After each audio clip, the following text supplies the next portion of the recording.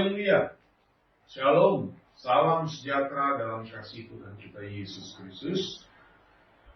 Mengucap syukur kepada Bapa di surga.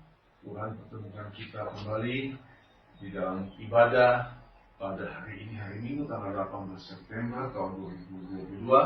Dan sampailah kita kepada pemberitaan firman Allah. Pagi ini masih dalam tema yang sama, diciptakan untuk melayani Tuhan di bagian yang kedua. Kalau Bapak Ibu masih mengingatkan khotbah 2 minggu lalu, diciptakan untuk melayani Tuhan bagian yang pertama, ada 3 hal yang saya bagikan di sana, yaitu jangan merusak dan menghancurkan potret diri Allah dalam hidup kita. Yang kedua, Allah ingin bersekutu dengan manusia sebagai ciptanya. Dan yang ketiga, hanya dengan mengabdi dan melayani Tuhan yang tulus, bukti kita mengasihi Tuhan. Nah, hari ini Bapak Ibu, kalau minggu yang lalu atau 2 minggu yang lalu ada 3 poin ini boleh kita bagikan dan kita renungkan, hari ini ada 4 poin yang boleh kami bagikan juga sebagai berita firman Tuhan pada hari ini. Mari sama-sama kita membuka Mazmur 139. Kita akan melihat satu ayat yang luar biasa di sana, yang pasti Bapak Ibu hafal.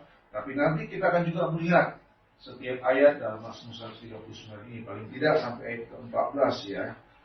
Bapak Ibu, mari kita buka Mazmur 139 ayat 14. Begini bunyi firman Tuhan. Aku bersyukur kepadamu oleh karena kejadianku dahsyat dan ajaib. Ajaib apa yang kau buat, dan jiwaku benar-benar menyadarinya. Haleluya, saudara-saudaraku. Saya ingin membaca apa yang ditulis dalam Alkitab bahasa Indonesia sehari-hari, bunyi ayat firman Tuhan ini. Aku memuji engkau sebab aku sangat luar biasa. Segala perbuatanmu ajaib dan mengagumkan, aku benar-benar menyadarinya. Oh haleluya, saudara-saudaraku. Melayani Tuhan adalah anugerah terindah dalam hidup kita. Itu yang juga saya katakan 2 minggu lalu. Kalau kita membaca ayat firman Tuhan ini, saudaraku, apa yang ada di benak kita? Sebagian besar kita mungkin sama seperti saya. Kita akan dibuat terkagum-kagum, tercengang-cengang, dan benar-benar kita hanya bisa berkata, puji Tuhan. Kita terkagum, kita tercengang akan kebesaran dan kedahsyatan Tuhan. Kekaguman kita, betapa hebatnya kuasa Tuhan yang sangat tidak terhitung ini, saudaraku. Perhatikan, kejadianku dahsyat dan ajaib. Aku bersyukur kepadamu oleh karena kejadianku dahsyat dan ajaib. Tentu ayat ini bicara tentang keberadaan pribadi setiap manusia di dalam diciptakan oleh Tuhan. Saudara, tadi saya katakan, saya ingatkan bahwa melayani Tuhan dengan tulus adalah bukti kasih cinta kita kepada Dia. Sekalipun sebetulnya, saudaraku, kita memang tidak pernah bisa membalas kebaikan Tuhan. Itulah sebabnya, saudara-saudaraku, kalau kita menyadari hal ini, harusnya kita berdoa. Seperti apa yang saya tulis juga di buku catatan saya ini. Tuhan, ampunilah kami yang sering kali melupakan kebaikan. Saudara, perhatikan Mazmur ini. Ditulis oleh Daud dan diberikan judul oleh Lembaga Alkitab Indonesia. Doa di hadapan Allah yang Maha Tahu. Nah, nanti kita akan melihat, saudara-saudaraku, bagaimana ya cara kita, sikap kita, perilaku kita mengetahui ini, bahwa kejadian, bahwa kehidupan mulai sejak dalam kandungan ibu kita sampai kita lahir, sampai kita berada lagi di dalam dunia ini sampai hari ini, itu betul-betul kejadian yang luar biasa, dahsyat dan ajaib. Saudara-saudaraku, pada bagian yang kedua ini diciptakan untuk melayani Tuhan. Kita mau diajak dan diingati oleh firman Tuhan oleh empat hal. Saudaraku ya, perhatikan. Hal yang pertama, ya. Hal yang pertama ini tidak akan pernah habis-habisnya untuk saya juga katakan. Seringkali saya selalu katakan, yaitu yang pertama, saudaraku. Hiduplah selalu dengan mengucap syukur. Amin. Hiduplah selalu dengan mengucap syukur. Ayat ini berkata, aku bersyukur kepadamu. Saudara, Daud seorang raja bersyukur. Dia tahu dari mana dia berasal. Dia tahu siapa yang menciptakan dia. Saya tidak pernah bosan katakan ini, saudaraku. Hiduplah selalu dengan mengucap syukur. Kenapa? Apapun beban masalahmu hari ini, dengan kita mengucap syukur, kita akan memperoleh kemudahan-kemudahan yang Tuhan anugerahkan. Apa itu? Kita merasa damai, sukacita. Walaupun ada beban berat ini, ada persoalan berat. Entah kita punya persoalan uang, entah ada keluarga kita yang sakit, entah ada pergumulan berat yang kita hadapi. Tapi hidup dengan mengucap syukur, kita boleh merasakan, saudara-saudara, mujizat Tuhan itu pasti terjadi. Amin. Saudara, dalam 1 Tesalonika 5, ini ayat ini kalau saudara sampai tidak hafal, itu benar-benar kelewatan, saudaraku ya. Ini harus kita hafal. 1 Tesalonika pasal 5. 1 Tesalonika pasal 5 ayat ke-18. Mengucap syukurlah dalam segala hal. Mengucap syukurlah dalam segala hal. Jadi pengucapan syukur atau mengucap syukur itu tidak bisa dibatasi atau dihalangi oleh keadaan apapun juga. Dalam segala hal. Dalam hal senang, dalam hal susah, ya, ada penyakit atau tidak ada penyakit. Contoh, hadapi banyak persoalan atau hidupnya biasa saja, tetap mengucap syukur dalam segala. Sebab itulah yang dikehendaki Allah di dalam Kristus Yesus bagi kamu. Saudara, artinya kita melihat waktu kita mengucap syukur, membaca ayat firman Tuhan ini, yang tadi sudah kita baca, aku bersyukur kepadamu oleh karena kejadian dahsyat dan ajaib. Wow, kita ini menyadari, saudara-saudara, siapa diri kita. Hidup kita ini cuma kekurangan Tuhan. Perhatikan, kita bisa makan hari ini seperti saya tadi katakan dari Ibu Gembala. Puji Tuhan, kita bisa makan hari ini karena kemurahan Tuhan. Saudara-saudaraku, kita tidak pernah bisa berharap dunia ini semakin baik. Oh tidak. Alkitab sudah jelas katakan akan ada masa yang sukar. Dan sudah mulai. Dunia ini gelap. Dunia ini menuju kepada kehancuran abadi nantinya. Jadi bagaimana dengan hidup kita? Hidup kita harus mengucap syukur. Dan hidup kita arahkan fokus kita kepada langit baru, bumi baru, Yerusalem baru, rumah Bapa di surga kelak. Itu hidup kita kelak nanti, saudara-saudara. Amin. Jadi belajarlah hari ini untuk mengucap syukur. Hiduplah selalu dengan mengucap syukur. Ada kekuatan yang kita alami di sana. Terima kasih Bapa atas berkat-Mu hari ini dalam hidupku. Bahkan kalau engkau menghadapi persoalan, engkau bisa berkata terima kasih Tuhan atas persoalan yang sedang kuhadapi. Sekiranya persoalan ini datang untuk menguji imanku, untuk mendewasakan aku mengucap syukur. Tapi sekiranya kalau persoalan ini datang karena kelalaian dan kesalahanku, aku mohon ampun daripada. Saudara, setidaknya kita memiliki satu sikap untuk selalu menyadari bahwa hidup kita harus kita isi dengan mengucap syukur. Yang kedua, saudaraku. Yang kedua. Ya. Yang kedua. Kita lihat Mazmur ini, saudaraku, 134 ini. 139. Saya ajak dan untuk saudara menyimak ayat 1 sampai dengan 6. Yang seperti saya bilang tadi ya, saudaraku ya, kita akan lihat. Mazmur 139 ayat 1 sampai dengan 6. Untuk pemimpin biduan, Mazmur Daud.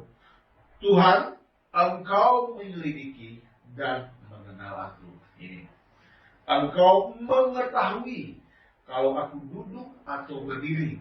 Engkau mengerti pikiranku dari jauh. Luar biasa bukan? Engkau memeriksa aku kalau aku berjalan dan berbaring. Segala jalanku kau maklumi.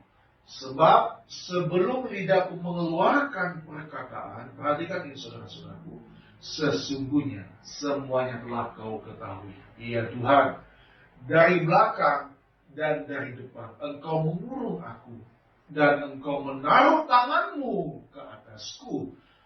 Perhatikan ayat 6, saudaraku. Saya baca untuk kita semua. Terlalu ajaib bagiku pengetahuan itu.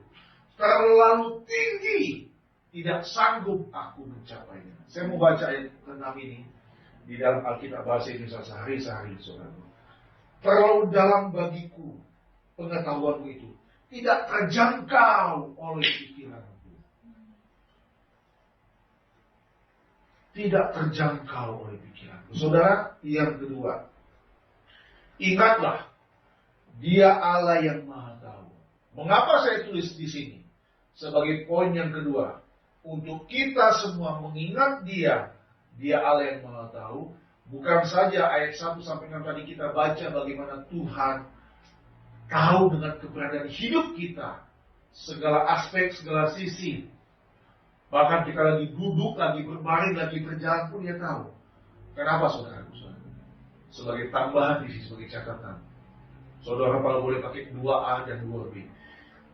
Yang keduanya, kalau Dia Allah yang Maha Tahu, maka hiduplah dengan hati yang bersih. Amin. Yang kedua bagian B-nya. Hiduplah dengan menjauhi kejahatan. Saudara, beberapa waktu lalu saya sudah ingatkan. Ada ayat firman Tuhan. Saya kembali ya. Walaupun tidak ada dalam catatan tapi saya ingat ini khotbah beberapa waktu yang lalu. Saudara, mari kita buka ya. Di dalam 1 Petrus. 1 Petrus pasal yang kedua. Ya. Karena itu buanglah segala kejahatan. Buang, saudara. Jangan disimpan. Sesuatu yang tidak baik itu jangan disimpan. Buang segala kejahatan. Segala apalagi tipu muslihat. Dan segala macam kemunafikan. Dari tempat ini bagi Bapak Ibu yang saya kasih dalam nama Tuhan Yesus, engkau yang menonton khotbah ini, buang segala macam kemunafikan, kedengkian, dan apa saudaraku? Fitnah. Jadi, poin yang kedua tadi, ingatlah Dia Allah yang Maha Tahu. Ya saya tahu Pak, betul. Tapi setelah kita tahu, apa? Loh, Dia tahu kok kita duduk, Dia tahu kita berdiri, Dia tahu kita apa yang akan kita ucapkan dari belakang dan dari depan. Dia menaruh tangan kita, jadi apa? Jadi saudara lihat, saya mau bertanya, walaupun saudara pasti tidak bisa menjawab dari sini, ya. Menurut saudara, Tuhan ini sebagai pengawas bukan? Dia sebagai pengawas, saudaraku. Mengawasi hidup kita. Jadi artinya, ada yang mengawasi kita. Pasangan hidup kita, orang tua kita, anak kita, orang terdekat kita, tidak bisa mengawasi kita 24 jam. Tapi ada Tuhan yang selalu bersama dengan kita. Jadi itulah sebabnya saya bilang, ingatlah Dia Allah yang Maha Tahu. Maka itu yang pertama, hiduplah dengan hati yang bersih, 2A dan 2B. Menjauhi kejahatan. Tadi saya sudah bilang, buanglah segala kejahatan. Alkitab yang bilang, maksud saya ingatkan ini. Tambahan satu ayat untuk poin yang kedua ini, Kisah Rasul pasal yang ke-24. Kita lihat apa yang dikatakan oleh Rasul Paulus sewaktu dia di hadapan Kisah Rasul pasal 24. Waktu dia di hadapan dengan Felix, Paulus di hadapan Felix. Perhatikan Kisah 24 ayat 16. Katakan begini. Sebab itu aku senantiasa berusaha untuk hidup dengan hati nurani yang murni di hadapan Allah dan manusia. Saudara, Paulus senantiasa berusaha untuk hidup dengan hati nurani yang murni. Saya ambil ayat ini ya sebagai tambahan untuk di poin yang kedua, sebagai contoh bagaimana Paulus di hadapan Felix sebagai hamba Tuhan, keadaan yang dialami dia tetap hidupnya dengan hati nurani yang murni. Saudara mungkin berkata, beda dong Pak, dia kan hamba Tuhan. Oh saudaraku tidak, firman Tuhan bukan untuk seorang rasul dan seorang nabi saja.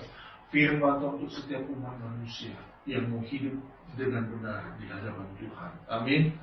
Maka itu saya mengajak kita untuk membaca ayat ini tadi.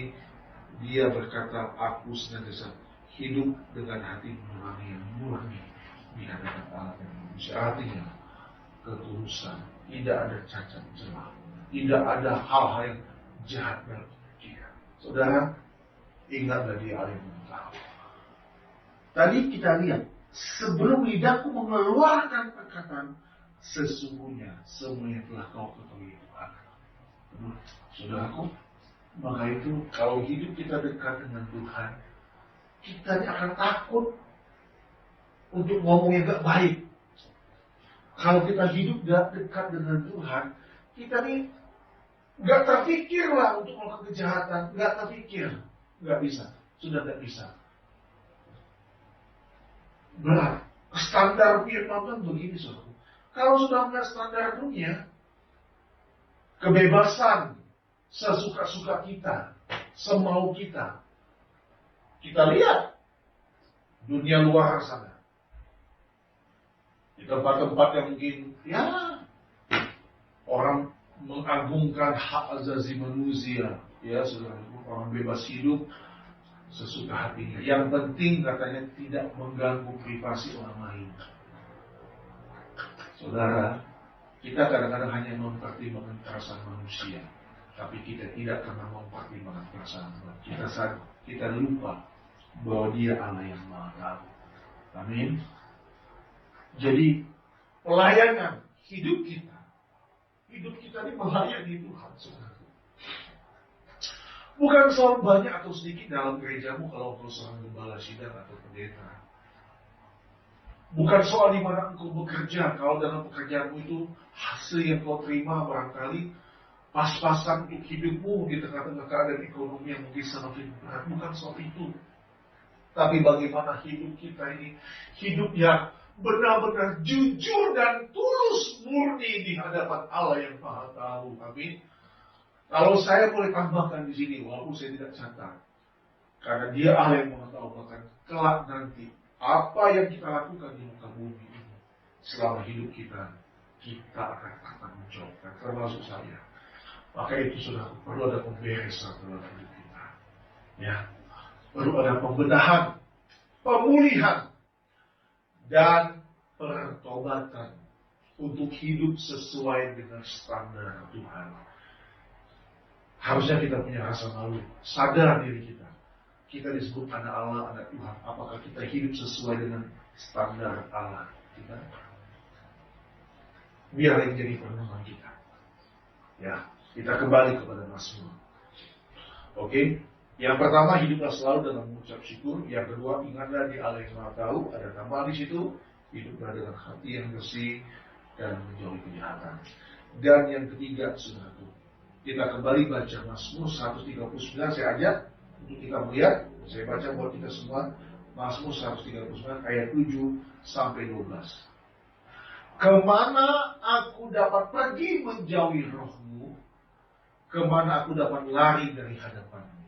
Oh, luar biasa ya. Jika aku mendaki ke langit, engkau di sana. Saudara lihat bahasanya puitis, bahasa tinggi yang luar biasa. Jika aku mendaki ke langit, waduh, engkau di sana. Jika aku menaruh tempat tidurku di dunia orang mati, di situ pun engkau. Kiri kananku ada Tuhan, kayak lagu ya. Kemudian ayat 9. Ini bahasanya waktu saya baca ini, aduh, saya puitis sekali ya. Pemimpin biduan ini soalnya ya. Jika aku terbang dengan sayap raja, wow, dan membuat kediaman di ujung laut, juga di sana tanganmu akan menuntun aku, dan tangan kananmu memegang aku.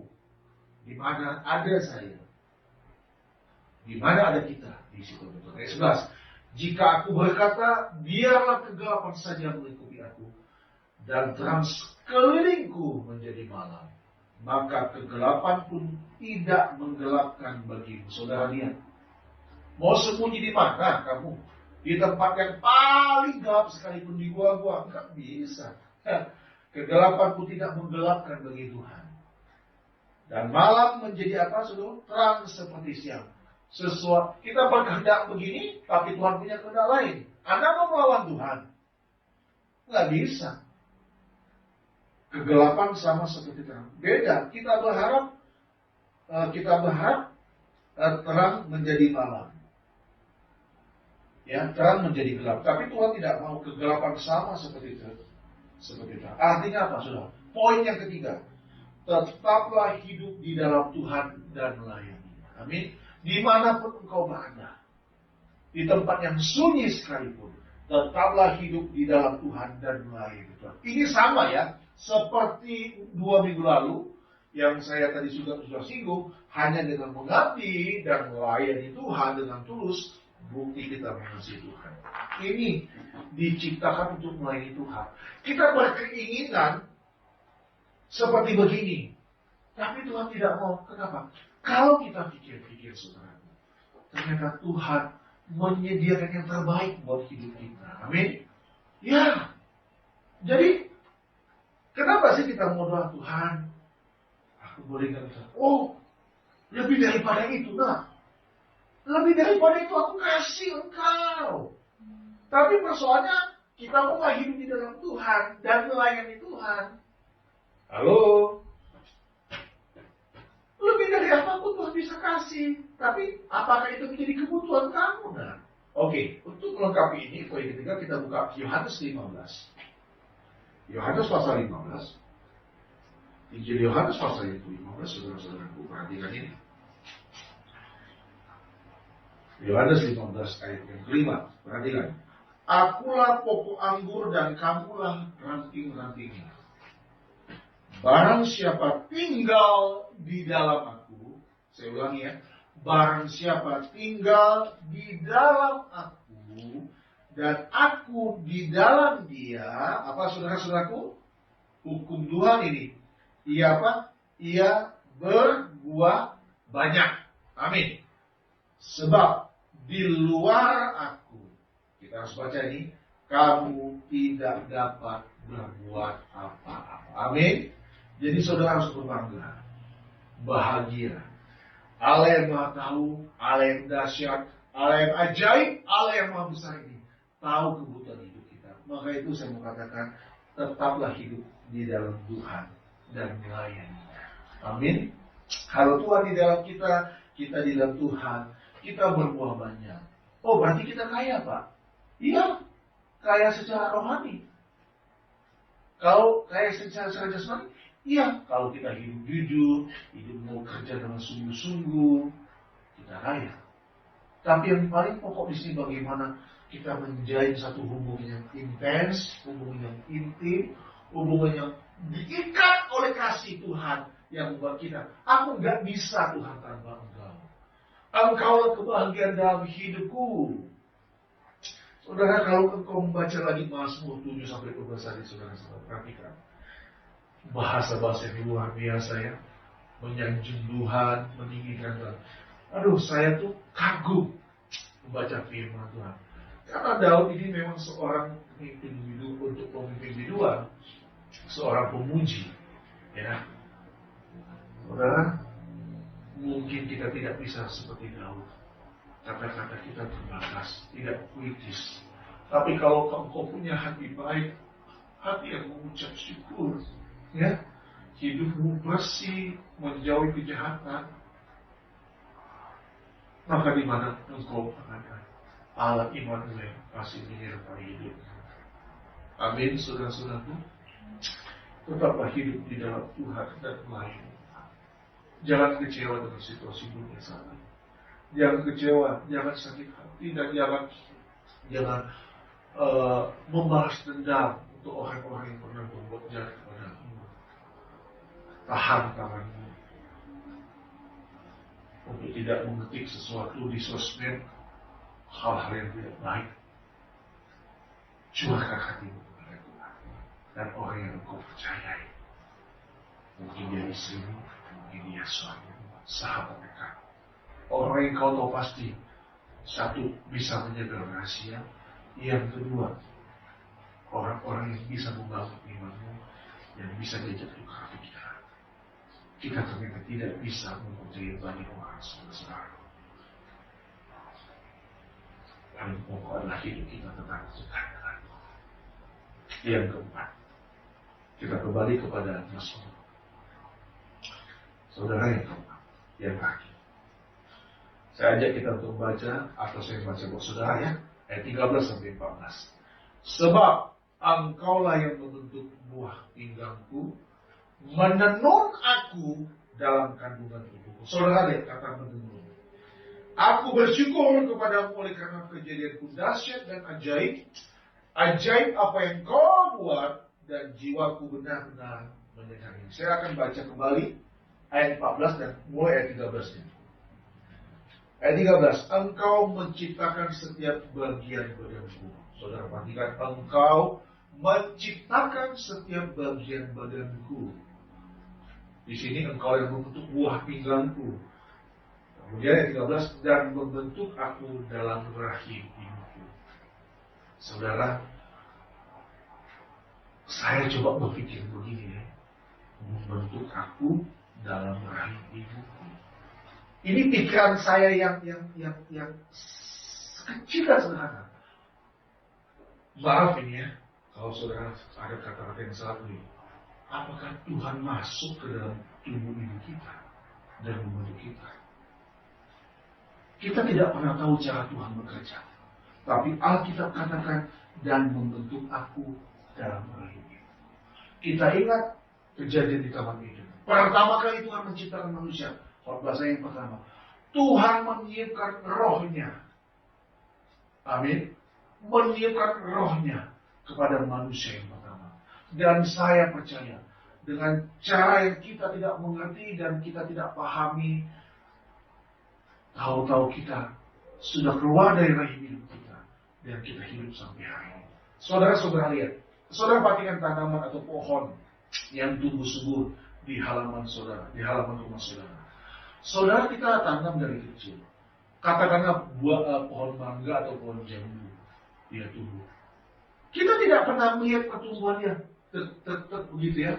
Tahu-tahu dia sudah tinggi. Semakin tinggi. Tahu-tahu kita melihat, oh sudah mulai mengeluarkan biji, sudah mulai mengeluarkan buah. Tapi itulah yang terjadi. Saudara, mengapa saya ajak kita berpikir begini? Karena poin yang keempat adalah penghormatan dan kekaguman yang tertinggi hanya bagi Dia saja. Kenapa saya tulis begini, saudaraku? Penghormatan dan kekaguman yang tertinggi hanya bagi Dia saja.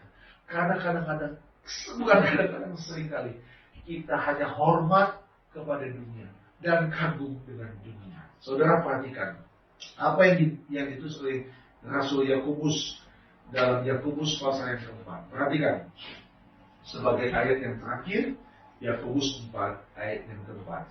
Hai kamu orang-orang yang tidak setia, tidakkah kamu tahu bahwa persahabatan dengan dunia adalah permusuhan dengan Allah? Jadi barang siapa hendak menjadi sahabat dunia ini, ia menjadikan dirinya musuh Allah. Hubungannya apa? Jelas saudara-saudaraku. Kalau kita kagum dengan Allah, maka kekaguman itu akan melahirkan kecintaan kita kepada Dia. Dan kita menjadi sahabat Tuhan.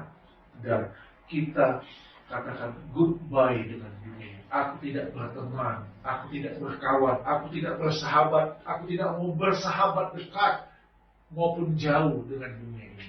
Aku tidak tahu. Aku hanya ingin bersahabat dengan dunia, dengan Tuhan. Karena Alkitab katakan, barang siapa hendak menjadi sahabat dunia, ia menjadikan dirinya musuh Allah. Saya tidak mau bermusuhan dengan Allah. Selain dia memang Allah yang menciptakan hidup saya, nanti suatu kali pun kita akan kembali kepada dia. Jadikan dia sahabat kita. Jadi yang keempat, penghormatan dan kekaguman yang tertinggi hanya bagi dia saja. Saudara lihat, luar biasa bagaimana cara Tuhan ya, dengan luar biasa membentuk hidup kita. Daud katakan menenun 9 bulan lebih dalam kandungan ibu kita. Dan waktu saatnya kita lahir, kita melihat ketentuan dasar yang luar biasa. Kita harus kagum dengan cara Tuhan. Dan kekaguman kita, yang tadi di awal saya katakan kita tercengang-cengang, tidak mudah hanya berhenti di sana. Kita diciptakan untuk melayani Tuhan.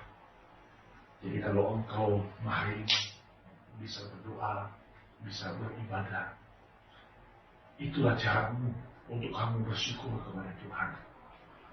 Dia Allah yang Maha Tahu. Jadi hiduplah dengan hati bersih, jauhi kejahatan. Hidup dalam Tuhan dan melayaninya. Bentuknya apa, caranya bagaimana? Sesuai dengan profesi hidup kita. Kalau tahu ada ibadah, datanglah. Jadi 4 poin ini saudaraku membuat kita sadar. Kita tahu dari mana kita berasal dan untuk apa kita diciptakan. Dan 4 hal ini seharusnya membuat kita semakin mengasihi Tuhan dengan lebih serius. Dan serius juga hidup untuk melayani Tuhan sesuai dengan panggilan profesi kita masing-masing. Engkau sebagai penjual makanan, engkau sebagai guru, engkau sebagai pedagang, engkau bekerja di kantor pemerintah atau kantor swasta. Jangan pernah lepas apa yang saya katakan tadi. Hidup dengan mengucap syukur, hidup dengan hati bersih, karena dia Allah yang tahu, mencari kejahatan, hidup dalam Tuhan, melayani Tuhan melalui pekerjaan yang Tuhan percaya kepadamu, dan selalu penghormatan dan kekaguman yang tertinggi hanya bagi dia saja. Kagumlah kan. Dengan kekaguman itu engkau akan sadar betapa hidup ini sungguh karena kemurahan Tuhan. Tuhan Yesus memberkati hidup kita.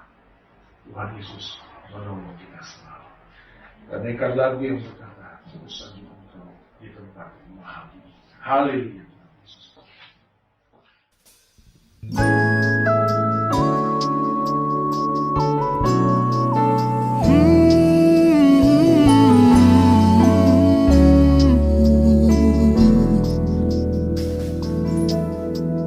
Tuhan tak pernah janji langit selalu biru, tetapi Dia berjanji selalu menyertai.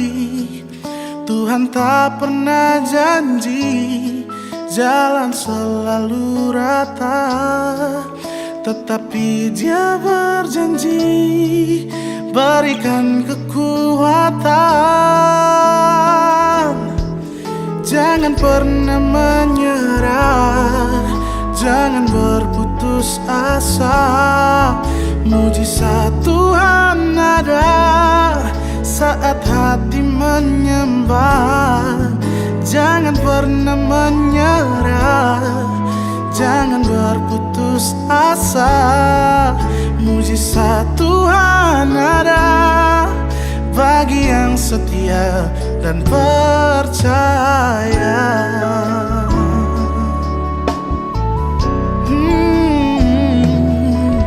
Tuhan tak pernah janji langit selalu biru, tetapi Dia berjanji selalu menyertai. Tuhan tak pernah janji jalan selalu rata, tetapi Dia berjanji berikan kekuatan. Oh, jangan pernah menyerah, jangan berputus